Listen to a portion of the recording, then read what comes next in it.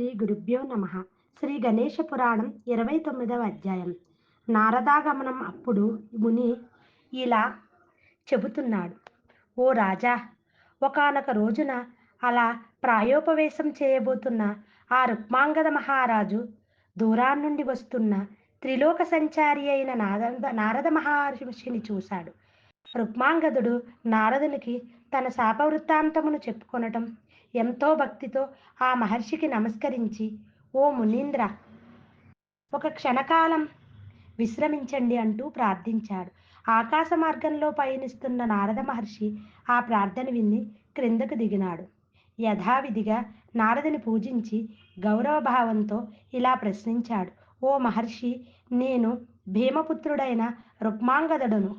వేటకై అరణ్యానికి వచ్చి దప్పిగొన్నాను. సమీపంలో ఉన్న వాచక్నవి మహర్షి ఆశ్రమానికి వెళ్ళి దాహం తీర్చుకందుకని మంచి తీర్థమును అర్థించాను. ఆ మునిపత్ని కామ పీడితురాలే తనకు ఒక కోరిక తీర్చమని బలవంతం చేసింది. ఇంద్రియ నిగ్రహం కలవాడనవటం చేత దైవానుగ్రహం వల్ల ఆమె కోరికను నిరాకరించాను.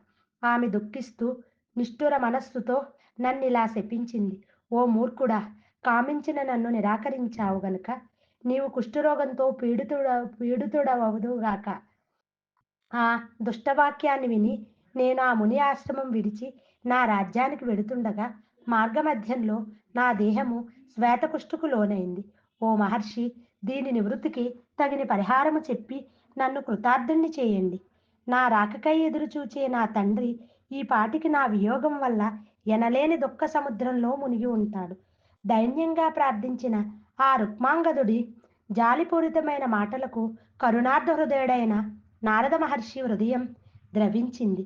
సర్వజ్ఞుడైనట్టి నారద మహర్షి అతని శ్వేతకుష్టు వ్యాధి నివారణకై ఒక చక్కటి ఉపాయాన్ని చెప్పాడు.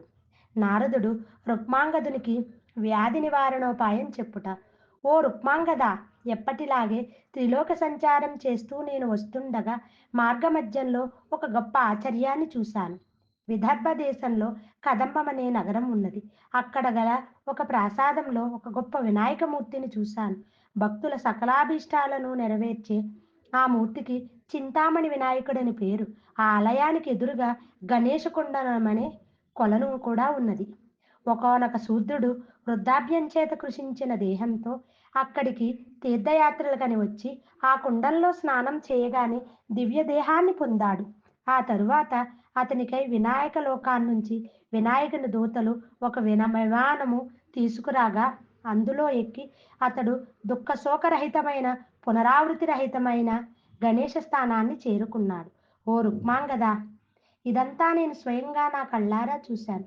కనుక నీవు కూడా ఆ పుణ్యక్షేత్రాన్ని సందర్శించుకొని అక్కడ గల గణేష కుండంలో స్నానమాచరించి కోరిన కోర్కెలన్నీ తీర్చే భక్త వరప్రదుడైన ఆ చింతామణి గణేశుని భక్తితో అర్చించి ద్విజోత్తములకు విరివిగా దాన ధర్మములు చేయి. నీవు తప్పక ఆరోగ్యవంతుడు అవుతావు.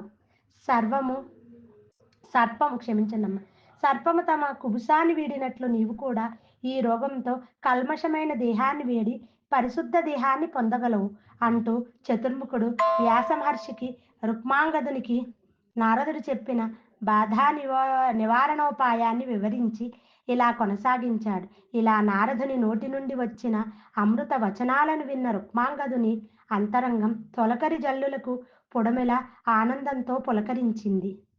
వెళ్ళిపోబోతున్న ఆ మహర్షికి నమస్కరించి శ్రద్ధాళువై తిరిగి రుక్మాంగదుడు ఇలా ప్రశ్నించాడు: ఓ నారద మునీంద్ర, ఆ చింతామణి గణపతి క్షేత్రంలో ఎవరెవరింతకు పూర్వం గణేశానుగ్రహాన్ని పొందారు?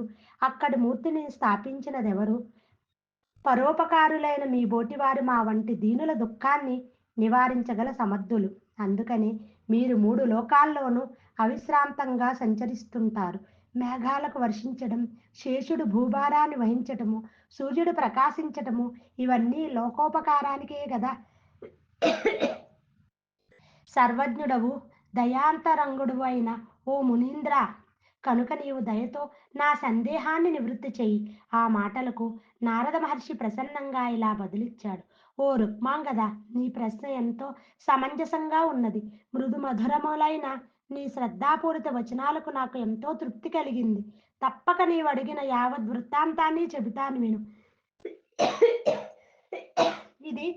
గణేష పురాణం ఉపాసనా ఖండంలోని నారదాగమనం అనే 29వ అధ్యాయం సంపూర్ణం.